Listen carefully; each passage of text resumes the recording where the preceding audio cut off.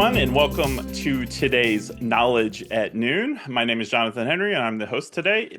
And today's Knowledge at Noon is titled Discerning How to Be an Ethical Leader with Jamie Kralovec. So what I'm going to do first is I'm going to bring in Jamie, and then we're going to do a brief intro, and then, of course, a handoff for today's actual Knowledge at Noon.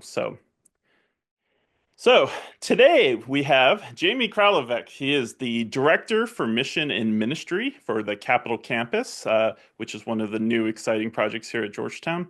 He is also a faculty member of the Masters in Urban and Regional Planning here at the School of Continuing Studies and instructor for our Master Practitioner certificate and negotiations. So, Jamie, he has such a diverse background. He earned a BA from the University of Notre Dame and a Master of Urban Planning from New York University. So before he came to Georgetown, prior to 2014, he served on President Obama's White House Council on Strong Cities, Strong Communities, where he managed deployment of federal technical assistance, collections of community-based data, and promotion of national best practices. Also contributed to many articles around these same types of issues. So, Jamie, welcome today. Thank you for being here. Thanks so much, Jonathan. And just to clarify, I'm certificate faculty for the Master Practitioner in Leadership. Oh, yes. Did I say negotiations? Yes. I don't want to. I want to advertise. I want to advertise accurately. So, truth in advertising, negotiations is somebody else's specialty. I can't claim expertise there.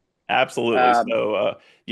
Certificates and leadership. Sorry, I have negotiations on the brain since it just ran a little while ago.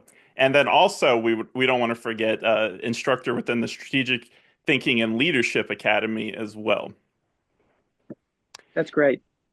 So why don't I hand this over to you, and then we'll get started with today's presentation. Great. Okay, my friends. Well, thank you, Jonathan, for the invitation, and thank you as well for your leadership and for your work to help bring these certificates to bear. I've been incredibly privileged to be working with our team in the professional certificates side of the School of Continuing Studies, a dynamic school at Georgetown responsible for realizing our university mission around becoming lifelong learners. And so SES has led at the university around this part of the larger university mission, and I've been incredibly fortunate to have a hand in helping integrate our university's Jesuit mission and values into that work. So I'm going to share slides and tell you a little bit about my plan for today's Knowledge at Noon.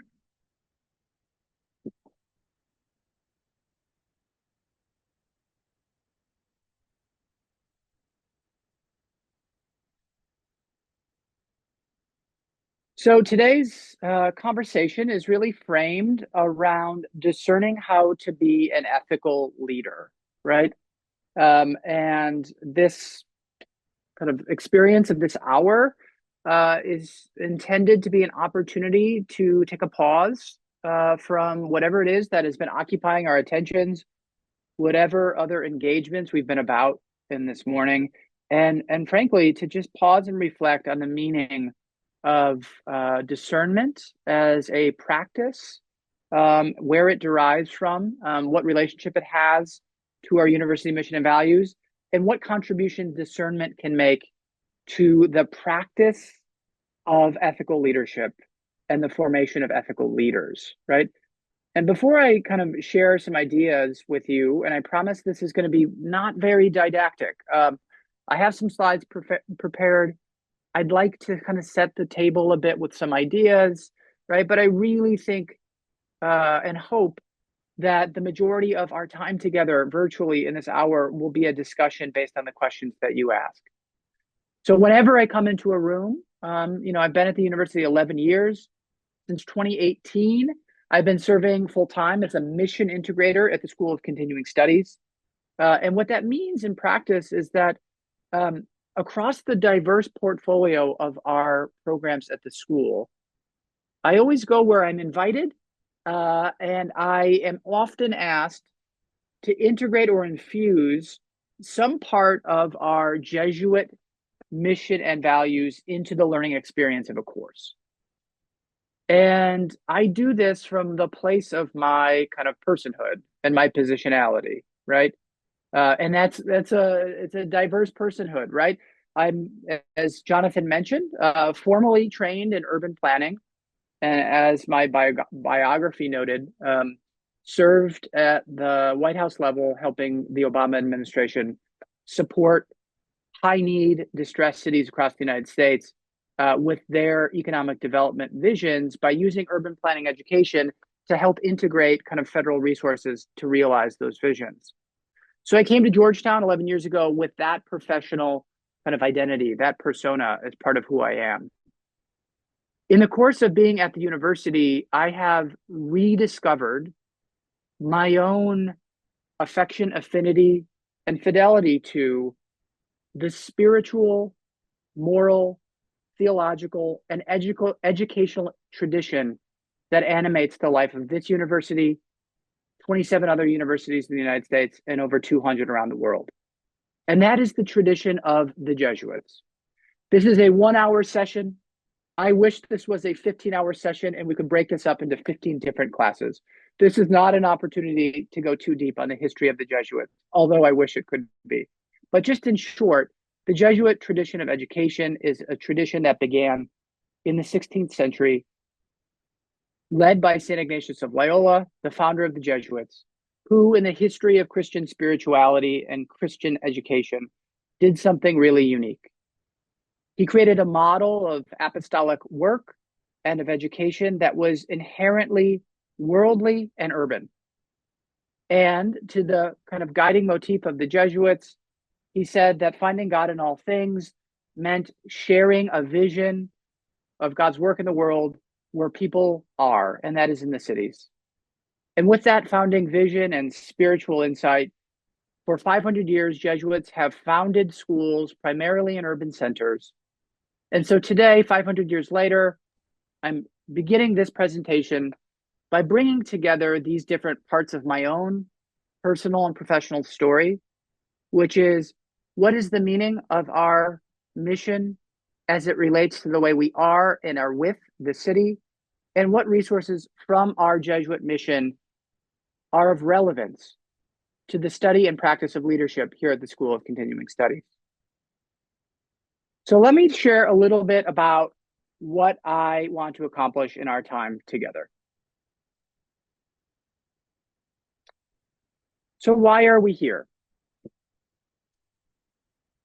One of my great joys of teaching in the certificate programs at the School of Continuing Studies is that I think faithful to that founding vision of St. Ignatius of Loyola, who was an eminently practical leader of a religious order, a global religious order, right? With 100 years of his founding the Society of Jesus, or the Jesuits, there were over 1,000 Jesuits around the world.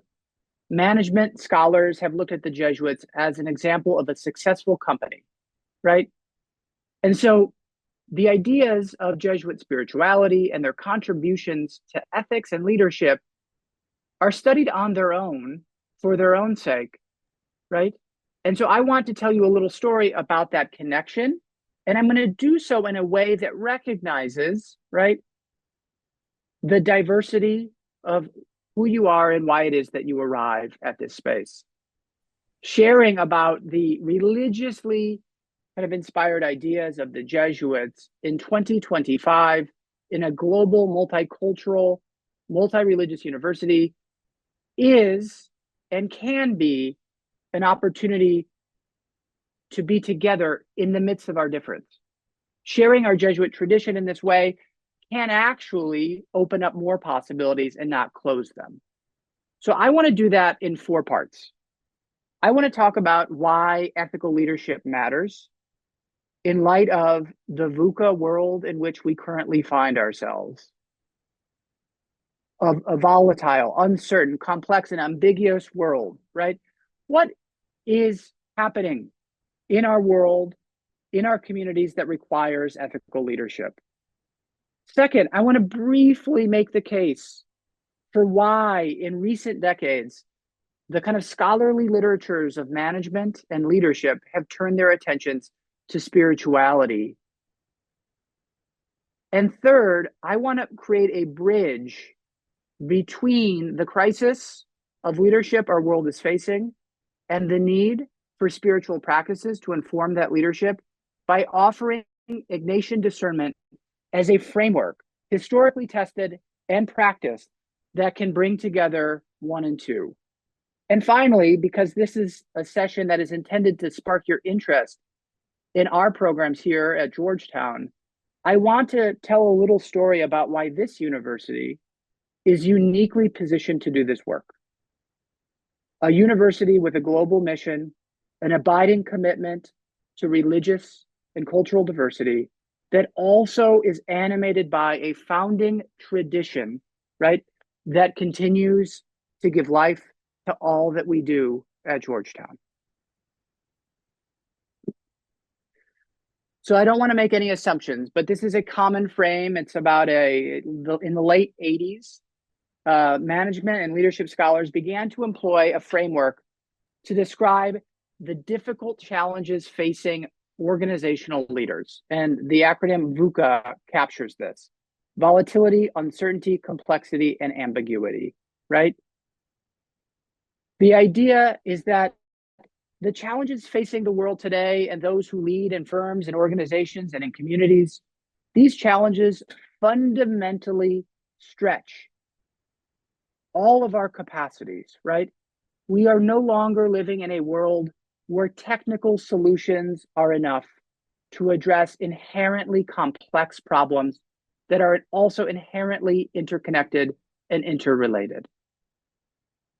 And so the focus of leadership study and practice for these few decades has turned away from an exclusive focus on the behaviors or actions or competencies of the leader and have turned to who the leader is and what is in the leader, right, that is needed to manage the complexities of modern challenges.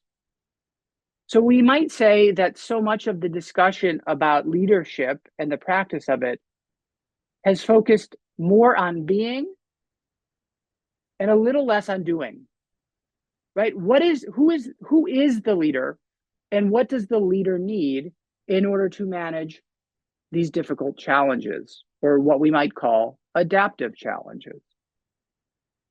I want to do something before I continue, and that is to acknowledge the complexity of the very terms we're using. So I am grateful and I am indebted to a Jesuit mentor of mine who is also a scholar, who is a theologian, who specializes in Christology, and who still works in active ministry here at Georgetown University. And that's Father Brian McDermott. And Father Brian McDermott has written about the need to complexify the terms we use whenever we're in a space discussing leadership, or leadership studies, right? And so Father Brian would say that leadership is the activity of mobilizing a group, a community, an institution, an organization, or a society to identify and do the work called for it by the adaptive challenges facing it. So why do I give this cautionary note early in this presentation? Because I want to acknowledge something that I have heard over time in presenting leadership, which is that this discussion and the approach we take to leadership education and training at SCS acknowledges that leadership does not occur in a vacuum. Leaders and the study of leaders and the study of practices around leadership should always be situated within a larger context, a social, cultural, economic, political, religious context. So it takes a real systems approach to think about leadership, and it is not sufficient to think about leadership in atomistic or individualized ways, right? So I want to acknowledge that. And Father Brian would always remind me and those that he kind of guided that leadership always needs to be considered in relationship to another key term, which is authority, right? So I just want to add that complexity, that the leader is not always the one in formal authority, But so often when we think of leadership, we might be thinking about those informal authority. And so as we begin the discussion, I invite you to think about your own experience of leadership, right? And how your own understandings of leadership relate to formal and informal authority, right? And who is the leader in a particular situation. So this is just an opportunity now for us to be aware that a 1 hour treatment of leadership is certainly not enough, but there is some nuance and some complication in using the terms leader and leadership.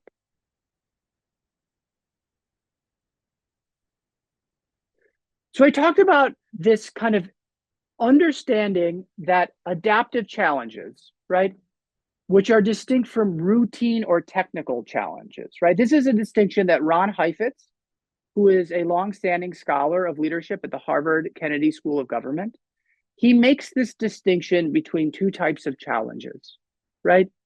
Challenges that are technical or routine require technical or routine responses. We can think of any number of technical challenges that require a response. Prescribing the right medicine in response to a diagnosis or a presentation or a clinical indication. We might think of other technical practices in our own work lives, right? But the study and practice of leadership is really about a different type of challenge. And that is the adaptive challenges facing the world and ourselves, right? And those are the types of challenges that require different kinds of responses because the fundamentals of the world have changed, right? So in my own home discipline of urban planning, when I teach ethics and leadership in urban planning, we talk about the kinds of adaptive challenges facing the community of urban planning practitioners. Some of them are obvious and maybe are shared across different disciplines and professional industries. Climate change. Climate change has completely revolutionized the ways that planners think about the practices of guiding urban form and the future of cities. Technology and the advance of artificial intelligence. Work from home, global pandemics, all of these adaptive challenges were not, right, necessarily on our radar a few decades ago. And practitioners of this discipline, my discipline, weren't necessarily preparing to respond to these kinds of adaptive challenges. So this is part of the bridge here. Scholars have turned their attention to spirituality, right? Because there is an idea that the leader, in the act of leading, needs to pull on deeper interior resources to manage, to lead well, right? And so this interest in the scholarly study of spirituality, right, has found its way into the canon of management and leadership studies. Another definitional moment. Again, there's an adage in at least Jesuit lore that if you ask 10 Jesuits their opinion, you'll get 11 different answers. I think spirituality is no different. All of us likely come into this space with our own inherited and I think inhabited understanding of spirituality. But because this is a 1 hour session and because we need to start somewhere, this is a foundational definition that lots of scholars have used to acknowledge the complexity of spirituality, to situate spirituality in relationship to religion, right? So we're putting spirituality as a term into conversation with other terms like religion. And Sandra Snyder's, who is a well-regarded scholar of spirituality, comes up with this leading definition. And I want to introduce it because it finds its way into a lot of study. And Sandra Snyder's would call spirituality the experience of conscious involvement in the project of life integration towards through self-transcendence toward the ultimate value that one perceives, right? So here, there's certain cues that are being communicated by this definition, right? Conscious involvement, right? There's an intentionality to spirituality, right? It is a choice to engage in spiritual disciplines and spiritual practices.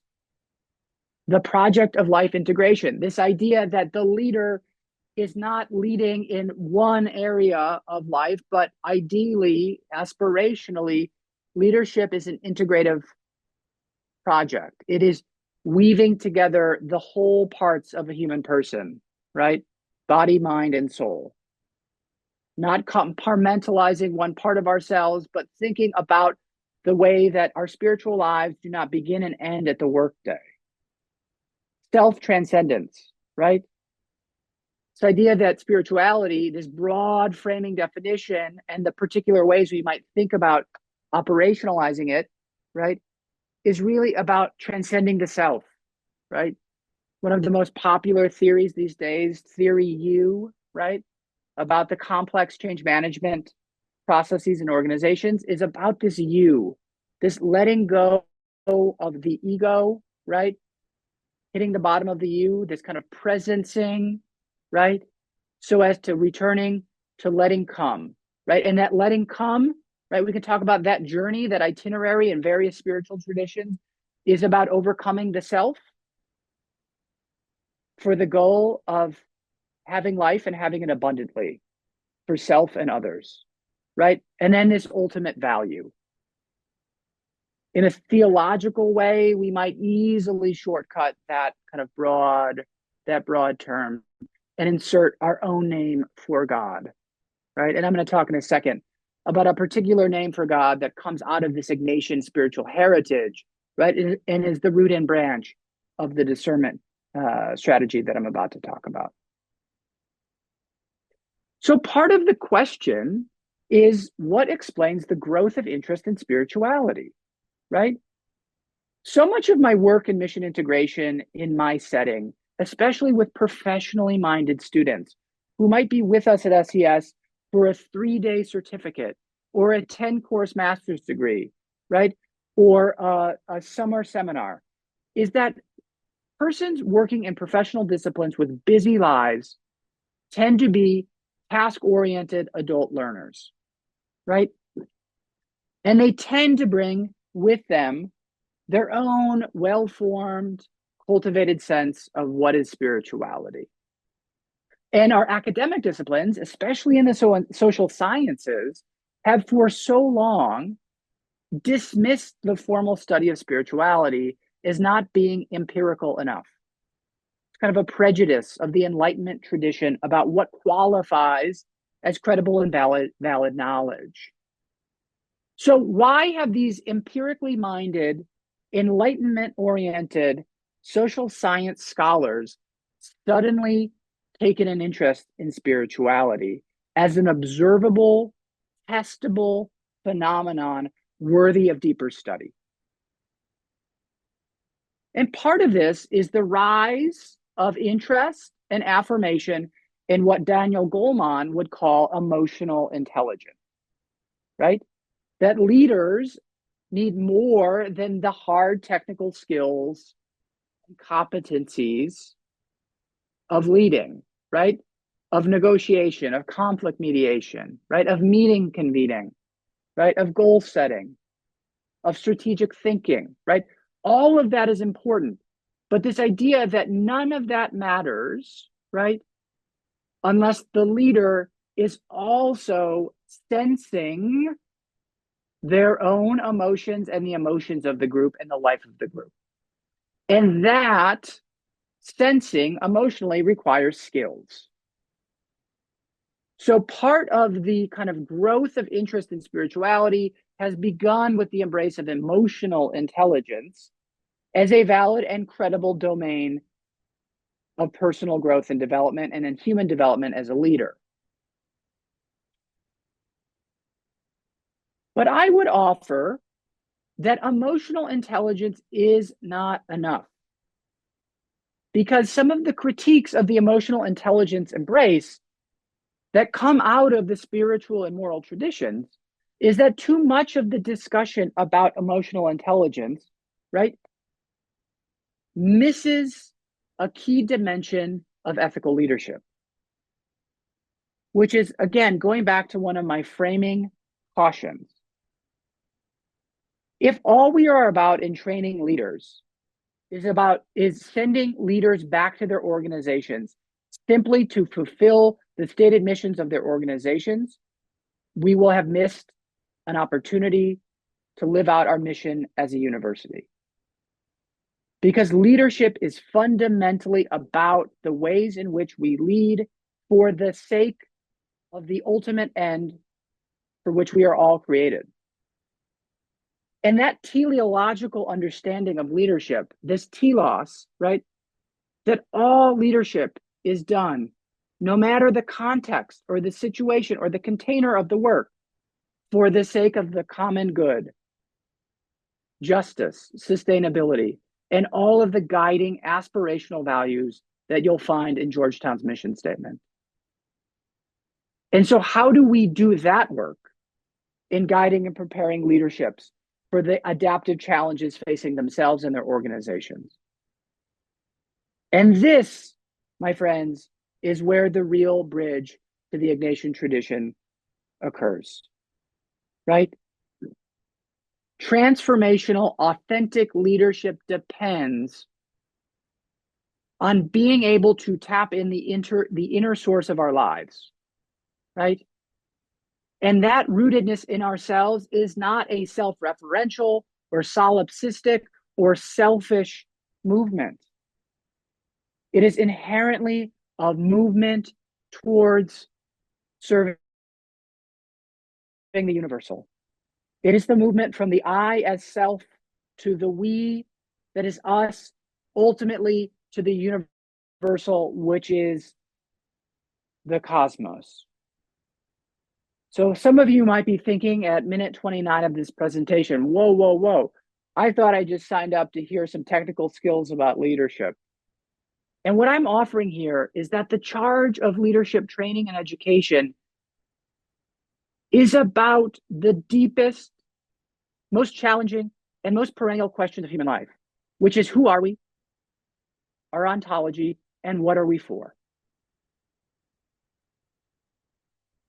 And now I have something for you, which is an answer to that question in part, always in part. This is just one of many potential routes to take a response to those big questions. And this is the response that I come to from my own tradition, from, again, the Ignatian Jesuit tradition that animates Georgetown. And you might have your own deep rootedness in faith and religious traditions that gives the kind of container for the spiritual practices that ultimately lead to more ethical leadership. But I'm just going to give you this one. And if you're interested in this one, this is the kind of thing that I've been offering in the certificate programs that I've had a privilege to teach in here at the school. Again, this is not a history lesson.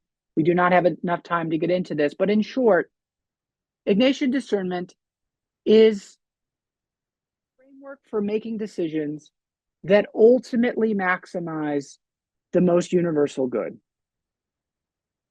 In the Jesuit worldview, that universal good is the glory, magnifying the glory of God, right? And if the theological language of ad majorem Dei gloriam, or for the greater glory of God, does not resonate with your human experience, you might insert here, right, whatever is the ultimate source of your living, whatever is the other transcendent with whom you're in relationship, whether that be capital U, ultimate goodness, beauty, or truth. But the idea is that discernment is a framework for paying attention to how, right, we are being called as human persons to every day discern how to make decisions that ultimately serve that larger purpose. So to offer Ignatian discernment as a contribution to the conversation about ethical leadership is to introduce some of the techniques and practices of Ignatian discernment, right? And Ignatian discernment is fundamentally about paying attention on a daily basis to the data of our inner experience. What am I noticing when I pause and pray or meditate, or to use secular management language, take a mental pit stop to pay attention not just to the fact of my emotions, in response to the events of every day. But where those emotions are leading me, what is the cumulative effect of these emotions, and where are they moving me, and how are they moving me, right? So I would say that more than just paying attention to our emotions, it is about assessing the meaning of these movements for the sake of aligning our values, right, with our choices. And that is at the core of the challenge of ethical leadership, is aligning values with choices and decisions. And this Ignatian framework gives us a way for individuals and frankly for groups who share in the task of ethical leadership to pay attention to that interior data. So again, not a history lesson, not meant to be overly didactic, but we can think about discernment in these ways. Discernment is simply the process of sorting, right? Of recognizing this for that. It's this cultivation of interior skills of noticing in a regular way what is the impact of our emotional movements on how we live and how we're being invited to live in light of our values, right? So that might all sound ethereal and abstract and way out there. And some of you, and I'm used to this, might be wondering, what have I gotten myself into? How does this possibly relate to my lived experience? I'm not religious. I have no idea who this 16th century Spanish saint is. What could this possibly mean for me in my task of becoming a more fulsome and flourishing ethical leader in the world? So let me try to answer that in brief. And then we're going to get to questions here soon enough.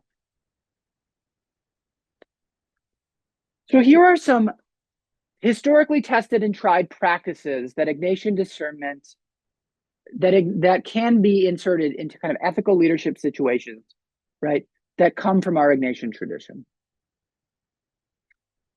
And often when I'm in groups, I model these practices by actually creating some time and space to do some of them. So I hope if we have time before we end to actually do a short examine meditation to show you, if you've never experienced it, what it looks like to incorporate into kind of your daily life and practice, right?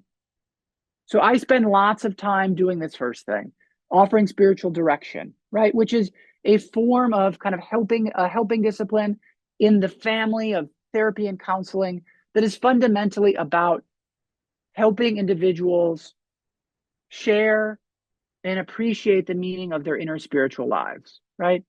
A well-trained spiritual director, right, will probe, will ask open-ended questions, and will send the directee or the one seeking direction back to their life with opportunities for deeper prayer and meditation.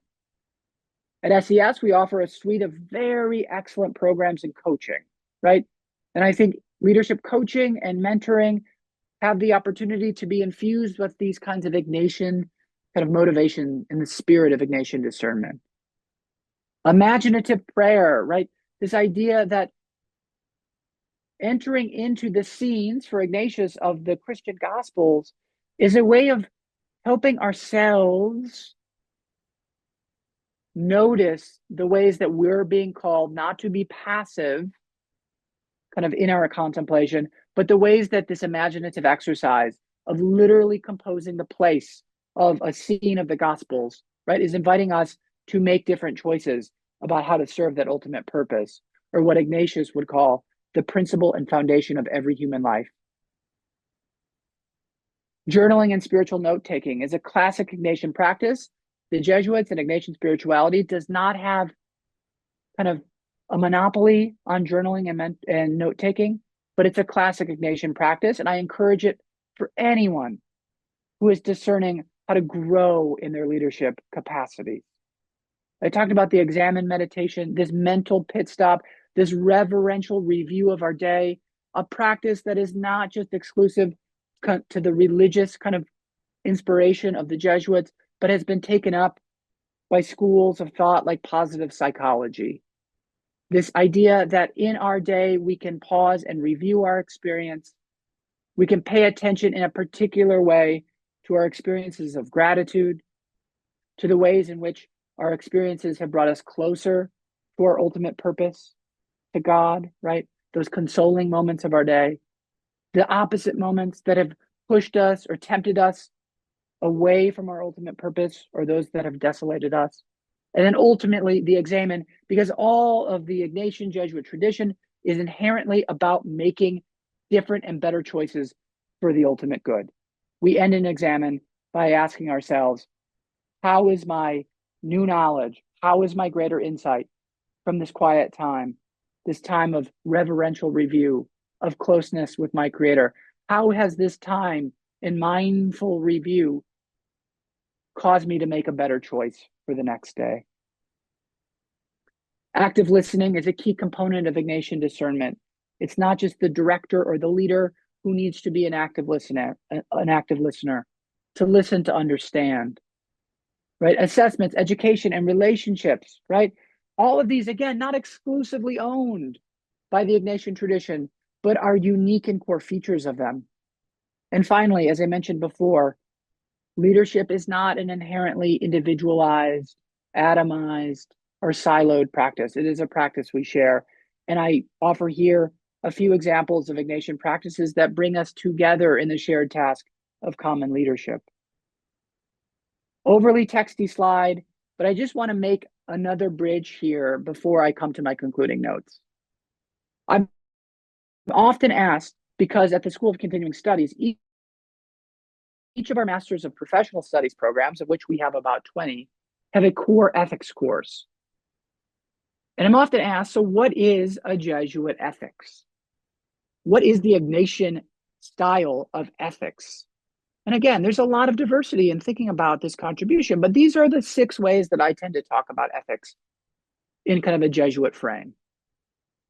If you know your schools of ethical study that come from the philosophical schools, deontology and contractarianism and utilitarianism, right? You'll recognize virtue ethics, this inherent focus on the person and the cultivation of particular virtues in the person for the sake of growing more faithful to the ultimate task. So it's a person-focused kind of framework, a commitment to discernment, which we've spent so much time talking about. And discernment is not just about that inner dive, but it's also the discernment we do when we are acknowledging that we are situated in time and space in material conditions. And that discernment is also a discernment about that requires us to enter into social analysis. The Jesuits have 4 leading universal apostolic preferences, one of which is walking with the marginalized and excluded. And this is a particular focus of the way we think about discernment at Georgetown. In what ways is the decision I'm contemplating, or my organization or firm, in what ways does this decision support those who are most excluded, most marginalized? Social justice is a part of this framework as well, right? It's not just about the kind of individual choice. It's about choices we make at a level of structure, right? This notion coming out of our Catholic moral tradition that individual decisions and charitable responses to injustice are important. But there's this other dimension, right? That social error, social injustice, social sin is embedded not just in individuals, but in whole entire ossified structures. Ethics in the Jesuit way of life is inherently interior, right? It's about cultivating the inner life. That's why at Georgetown we offer retreats, opportunities to go deeper in the inner life, right? Ignatian Spirituality 5 is not just about that kind of inner contemplation. It's about linking that up to action, right? Contemplation and action is always in the foreground of our consciousness. My generous being for the sake of generous doing. And finally, the reason why we're here today is that ethics is fundamentally about leadership. How am I called to lead in my situation or in my context? So I'm going to make an executive decision here. We're at about 42 minutes after. You've heard me ramble for a long time. I had to set the stage just a little bit.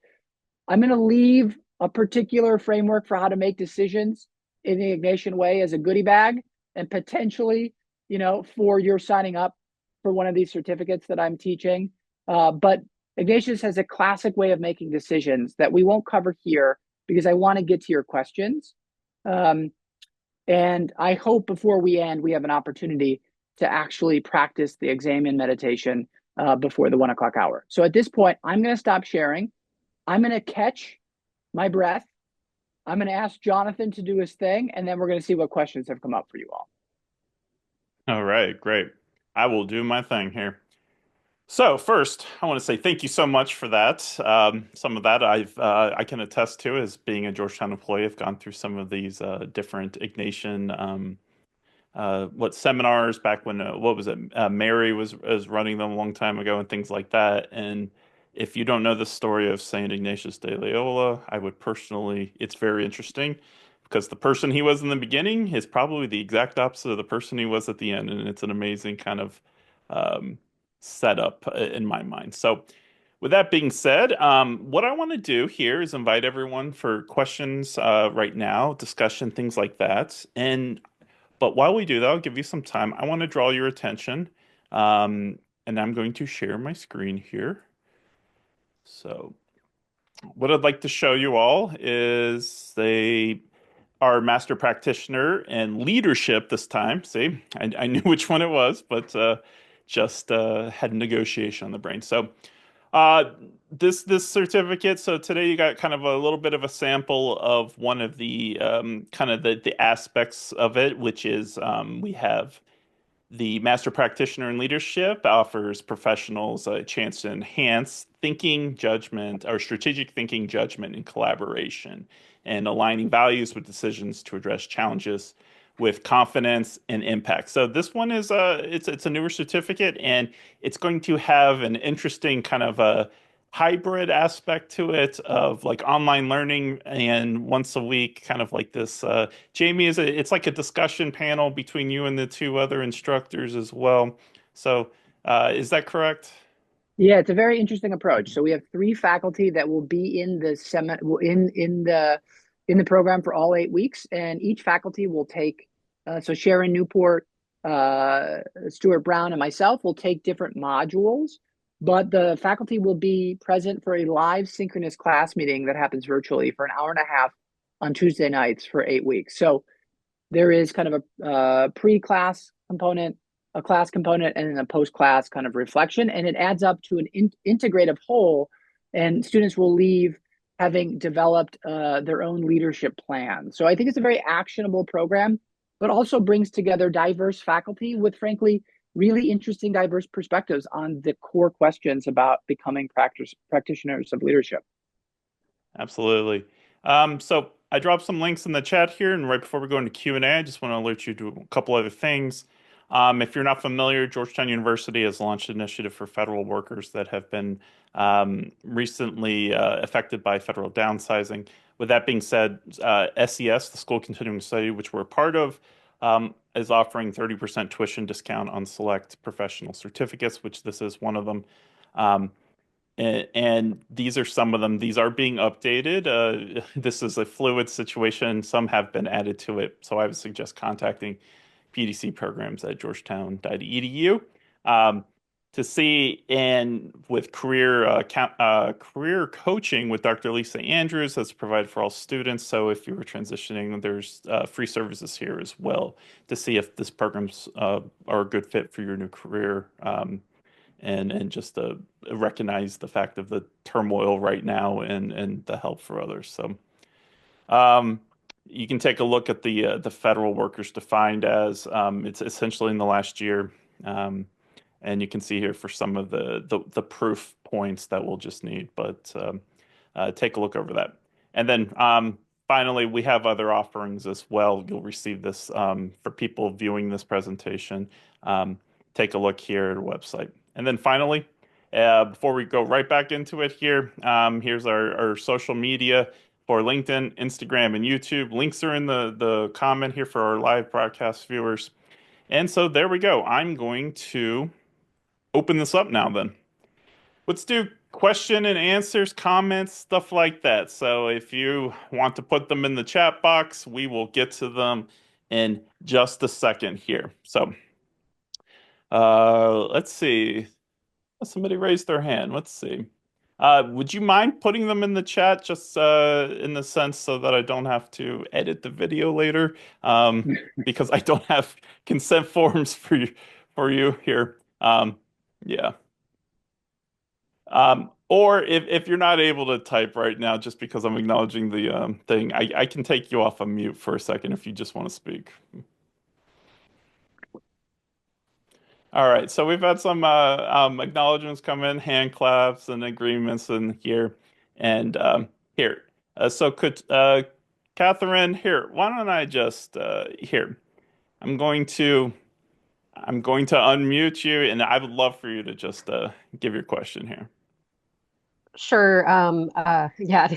I had a long thought, so I was like, take me a minute to type it. But I Hmm. guess I was wondering, Jamie, when you were talking about returning to sort of like intentional thinking and sort of, I guess, like a meditative, if you feel like this swing from taking like religion out of school or separation, I think when you brought that up, I was thinking about like the separation of church and state and how some people like immediately jump to that when you start thinking about like spirituality. And so I don't know if that has come up as a thought as you consider sort of your thesis and thinking about that as now people wanting to return to that and like when you talked about the emotional intelligence and those kind of things and people sort of being intentional more about what they're doing and in their work and as leaders. Yeah. First of all, hi, Catherine. Good to see you. I Hi, still Jamie. look Good to see you too. fondly on that little in-service workshop that I did for your team. Uh, I have to say this is the first question that usually comes up every time I do a session like this, and this is when I'm in a room with, I've been doing the Strategic Thinking and Leadership Academy now for 3 semesters. We have folks in federal agencies, in global organizations, right? And I have to say the thing that I'm going to say now, which is every context is different, right? Um, just, casually attempting to integrate the kind of framework of spiritual leadership without thinking really thoughtfully about the kind of culture and norms in a group and like who people are and what's acceptable for that context. Like, this is not an invitation to suddenly, transgress those norms and those ways of being, right? I have to recognize my own situation where I'm in a religious heritage university where we are not only, where this is not only permitted, but it's also encouraged. So I just want to acknowledge that. But I also want to acknowledge that, one of the articles that I draw from very heavily is like talks about and links to some other articles about what it actually means to do workplace spirituality. Um, and so this is a really interesting question. And I think each situation is going to be different. But I do think that there are ways to have a both and here, which is, and again, I'm just going to put my cards on the table. A way of avoiding, I think, the trap or the temptation to be overly generic and overly kind of universal about what we mean by spirituality and spiritual practices. I think there's a way of avoiding that on the one hand without, right, in secular context, non-religious context, right, um, without totally jettisoning the valuable, durable, long-standing ideas and practices that have come out of our religious traditions, right? And the how of that, I think, is I can't answer that off the shelf. And obviously, I'm an urban planner and the discourse in our discipline around religion has changed. And I'm actually leading a course this summer, a planning studio about religious land uses in the Capitol campus. What I've noticed over the time of my career is that the largely secular National Trade Association has moved from having a kind of reactive and kind of regulatory response to religion, kind of like the do no harm, let's avoid First Amendment issues, to a more proactive understanding that religious institutions, faith based organizations actually do have something valuable to contribute to kind of comprehensive, equitable, sustainable urban plans, right? So, this is a long way of saying religious literacy is a skill. I don't think we practice it enough. And if anything, I hope that Georgetown can continue to lead on the kind of development of understanding and practices around truly understanding religious complexity and religious diversity. So I hope that helped answer your question. I think I got the germ or the spirit of it, and I get that question a lot. Okay, great. So, other questions, please put them in. So we'll move on after the questions and want to try to fit in an examine, right?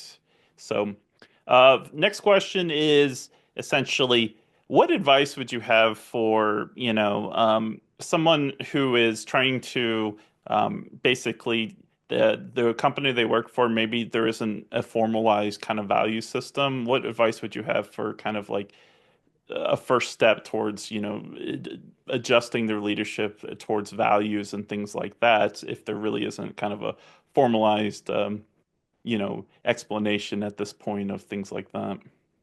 Yeah, so I'm actually going to answer that by noting Catherine's second comment. Hmm.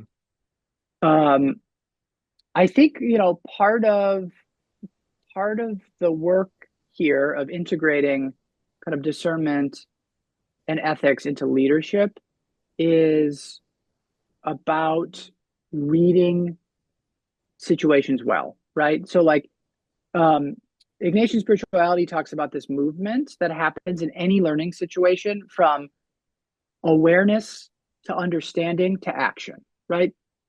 And so getting to action, i.e., the question you're asking is like, how do we act with values, has to first begin with really thoughtful exercises of awareness growing, right? Who are we as the people that make up this organization? Who are the people and communities that are served by the work that we do, whatever it is? How do we relate to the kind of the world? Like, what is our relationship to the world, right? And so I think doing that data collection, doing discernment in common, right? Inviting each person in a situation to maybe share out of a depth of who they are, like that to me is the first place for then moving towards meaning making, analysis, and ultimately choice making about how to lead an organization, right? In our case, right, we have a 500-year-old tradition of a particular style of education, and we have a mission statement, right? Obviously, the way that we enact that in individual units and in individual initiatives, right, that's going to look and manifest differently, but we share in this language, right? And so, for institutions or organizations that don't have clearly developed values, right, I would just say that has to be, in my experience, again, going back to Brian McDermott's kind of framing, mindful of the distinctions between authority and leadership. I would think that that has to be an iterative and collaborative process, and it has to relate to the ultimate end or the telos of the organization, right?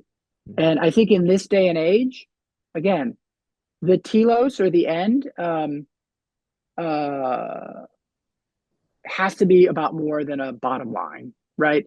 It has to be about, um, you know, the meeting the world's challenges, and I think that's what we're inviting all of our students to do, regardless of what professions or disciplines they're studying in. I think every discipline, right? And this is one of my kind of perspectives at the university. Every discipline, no matter how professionalized, can be infused with deeper discernment framing around the purpose of what we do, right? Right. To answer that, I'm noticing time. So the question is, could you please speak more about the word choice for leadership? I heard earlier and I mentioned that leadership should possibly use more complex language. Yeah. Um, yeah, I think it's an interesting question. I think sometimes the language of leadership gets caught up in the kind of fallacy of the great person model of leadership, that there is like one way to lead. Leadership happens by enacted by a single person, right? And leadership can fall into the trap of this kind of like isolating, kind of individual, siloing a perspective about what the world needs. The world needs the great leader, right? So I think part of leadership practice and study and education needs to acknowledge that I think when we're doing this kind of work well, we're not talking about that, right? We are talking really about some of these interior techniques of like really sensing, to use the language of presencing, to be really in touch with the life of the group, often what's happening below the surface of verbal kind of verbal exchange, right? And that fundamentally, to me, to the question from Beck, is about like appreciating the inherent human dignity of every person, right? And acknowledging that as part of the task of leadership. And what does that mean for the work that we're called to do as ethical leaders? So I think that's where that question is headed, but it's a great question. And I do think complexifying our terms is always a good idea, right? Ambiguity is not something to run away from, right? The world is a complex place. Saying that the world is ambiguous does not mean that there is not clear lines about how to act, out of the moral force of like our traditions. But it also means that discernment is not about making easy decisions. It's about competing goods, competing priorities. Choosing the most universal good requires practice. And that's basically my practical orientation to this conversation. Excellent. Well, I know you wanted to get the examen in, but I think we're about to hit our time boundary on this, so we might have to do some future programming around that as well. Um, so I want to thank you again. Thank you, Jamie, so much for being here. And if you have questions or things like that related to today's presentation, is it okay if I include your email out to everyone just for further information, things like that? Awesome. So before we wrap this up here, any final thoughts, anything like that? I am just so heartened that you came. I hope this was a mix of presentation, conversation, insight about path forwards, right? It's always about planting seeds and inviting you in your uniqueness, in your current situation of life. We all have an opportunity to discern kind of how we're called to engage with the lifelong practice of learning. So that's one of my great joys of serving here at SCS. And I'm so glad that you signed up for this. Thank you, everyone. All right, everyone. This has been Knowledge at Noon, discerning how to be a more ethical leader. Thank you again, and we'll see you at the next one. Bye, everybody.